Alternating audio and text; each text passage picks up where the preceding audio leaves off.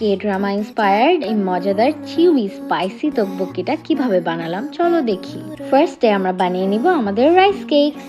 Rice কেকসের জন্য আমি একটা বোলের মধ্যে 1.5 কাপ রাইস ফ্লাওয়ার নিয়েছি। এবার স্বাদ মতো লবণ দিয়ে একটু মিক্স করে দিয়ে দিব 1.5 কাপ পানি। পানিটা দিয়ে মিক্স করার পর একটা পাতলা ব্যাটার রেডি হবে। এই ব্যাটারটা এখন অনেক পাতলা লাগতে পারে, কিন্তু একটু পরেই এটা ঘন হয়ে যাবে।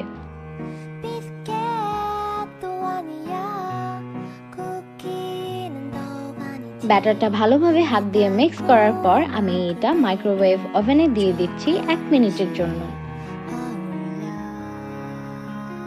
1 মিনিট পর নামিয়ে দেখব ব্যাটারটা একটু ঘন হয়ে এসেছে। চামচ দিয়ে একটু নাড়াচাড়া করে আবারও দিয়ে দিব ওভেনে 1 মিনিটের জন্য।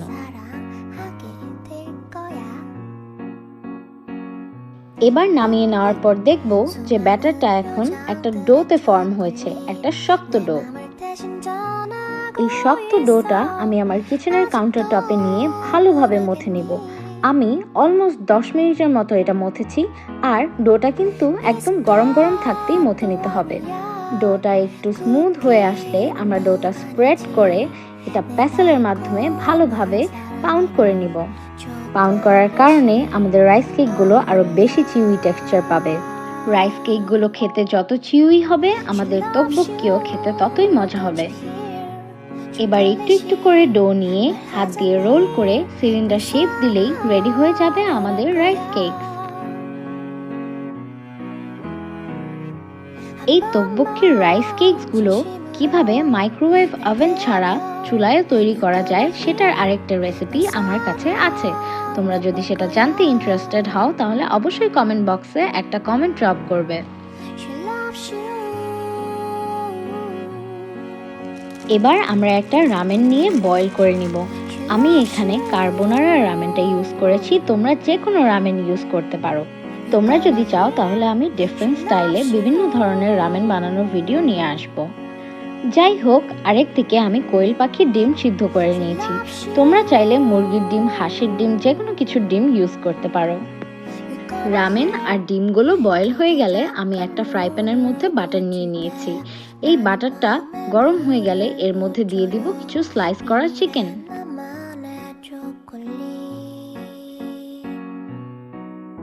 চিকেনটাতে একটু লবণ দিয়ে ভালোভাবে নাড়াচাড়া করে নিব।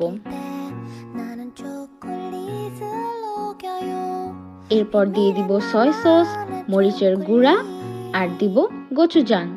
এই গোচুজাংটা কিন্তু আমি ঘরেই বানিয়েছি। গোচুজাংটা কিভাবে ঘরে বানিয়েছি সেটা যদি তোমরা জানতে চাও অবশ্যই আমাকে বলবে।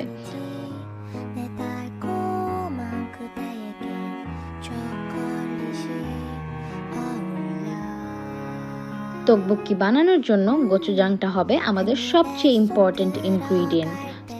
গোচুজাংটা দেওয়ার কারণেই আমাদের তকবকিটা খেতে একদম বাহিরের রেস্টুরেন্টের তকবকির মতন হবে। এবার আমি রামেন প্যাকেটের যে সসটা আছে সেটা থেকে হাফ সস এই চিকেনটার মধ্যে দিয়ে দিয়েছি।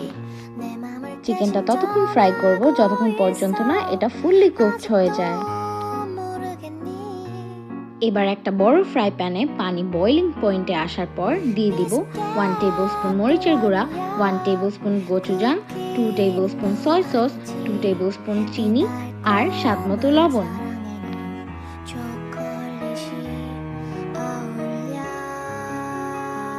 তারপর দিয়ে দিব আমাদের বানিয়ে রাখা রাইস কেক।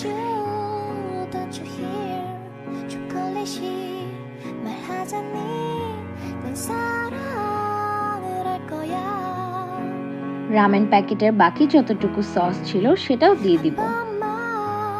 আমাদের রাইস কেকগুলো যখন ওভেনে দিয়েছি তখনই এগুলো সিদ্ধ হয়ে গেছে, সো আমাদের তকবকিটা রান্না করতে বেশি সময় লাগবে না। তকবকিটা যখন একটু ঘন হতে শুরু করবে তখন আমরা আমাদের ভেজে রাখা চিকেন দিয়ে দিব আর ভালো করে সেটা তকবকির সাথে মিক্স করে নিব।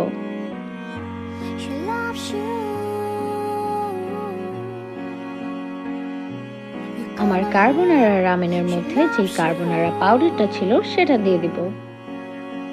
বাই দ্য ওয়ে, আমি এখন দেখছি সুইট হোম সিজন 2। তোমরা রাইট নাও কি কে ড্রামা দেখছো আমাকে কমেন্ট করে জানাও।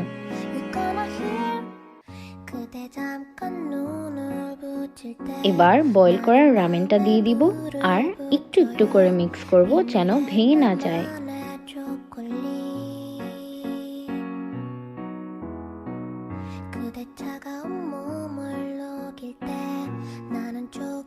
আস্তে আস্তে দেখব যে আমাদের তকবুক্কিটা ঘন হতে শুরু করেছে। সো লাস্টলি ফিনিশিং হিসেবে দিয়ে দিব আমাদের বয়েল করে রাখা ডিম আর কিছু শ্রেডেড মজারেলা চিজ। ব্যাস হয়ে গেল আমাদের তকবুক্কি ডান। আমরা যারা রেগুলার কে ড্রামা দেখি আমরা কিন্তু সবাই জানি যে তকবুক্কি কোরিয়ার one of the most famous খাবার।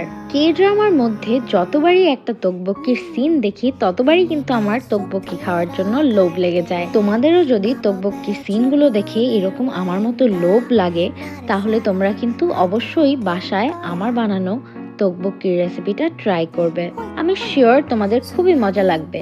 আর তোমরা যদি স্পাইসি ফুডের লাভার হও তাহলে তো অবশ্যই মজা লাগবে। আমার হাজবেন্ড কিন্তু অত একটা কে ড্রামা পছন্দ করে না, যা দেখে আমি জোর করেই দেখাই, কিন্তু দেখো তকবুক্কিটা কি মজা করে খাচ্ছে। আর কি কি কোরিয়ান রেসিপি তোমরা জানতে চাও আমাকে কমেন্ট করে জানাও। Until next time, bye bye.